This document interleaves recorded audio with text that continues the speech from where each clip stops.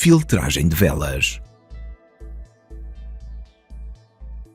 Neste vídeo irá aprender anatomia de uma vela, filtragem de sinais de entrada e velas de reversão. Uma vela é constituída por uma parte retangular, a qual representa a diferença entre a abertura e o fecho, chamada de corpo, e a sombra superior e inferior, as quais mostram a diferença entre o corpo e o máximo e o corpo e o mínimo. Ao analisar a vela, o primeiro elemento importante é a cor do corpo. Uma vela verde está em alta, enquanto uma vela vermelha está em baixa. O segundo elemento é o tamanho da vela. Um corpo comprido indica que ou os compradores ou os vendedores estão a ganhar. Por exemplo, uma vela vermelha e comprida mostra que os vendedores estão claramente em controlo. Uma vela curta representa a consolidação do preço, onde não existe um vencedor claro entre compradores e vendedores. O terceiro elemento importante é o comprimento das sombras. Quanto maior a sombra, mais volátil é a ação de preço. As várias combinações de cor, tamanho do corpo e comprimento da sombra podem ser analisados para prever os futuros movimentos de mercado. Velas podem também ser usadas como um filtro extra para mais uma clara confirmação antes de efetuar uma nova negociação ou fechar uma já existente. Quando temos um sinal de entrada e desejamos introduzir uma posição longa, a compra pode ser executada acima do máximo da vela que gerou o sinal. Quando temos um sinal de entrada para uma posição curta, a venda pode ser executada abaixo do mínimo da vela que gerou o sinal. A mesma técnica de filtro aplica-se a stop losses e na saída de uma posição existente. Velas de inversão podem ser estímulos úteis ao procurar por sinais de entrada, já que indicam um momentum de mudança. Por exemplo, se o preço estava a subir e temos a configuração correta para uma negociação curta, o último estímulo pode ser a formação de uma vela de inversão em baixa.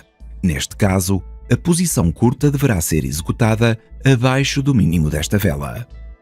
Uma vela de inversão em baixa é simplesmente uma vela a fechar abaixo dos 50% do corpo da grande vela em alta anterior, desta forma invertendo a ação de preço na última vela verde.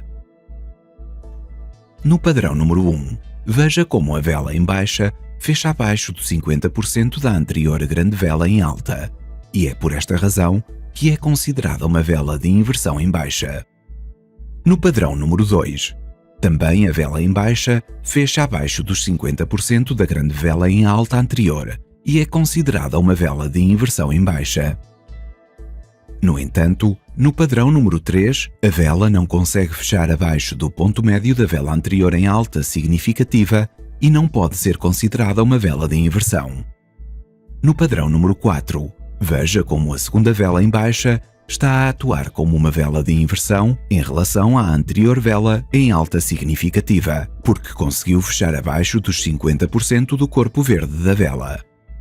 Mesmo que a vela de inversão não estivesse diretamente após a vela em alta significativa, enquanto o mercado não conseguir continuar a subir, uma vela comprida e vermelha pode ser considerada uma vela de inversão.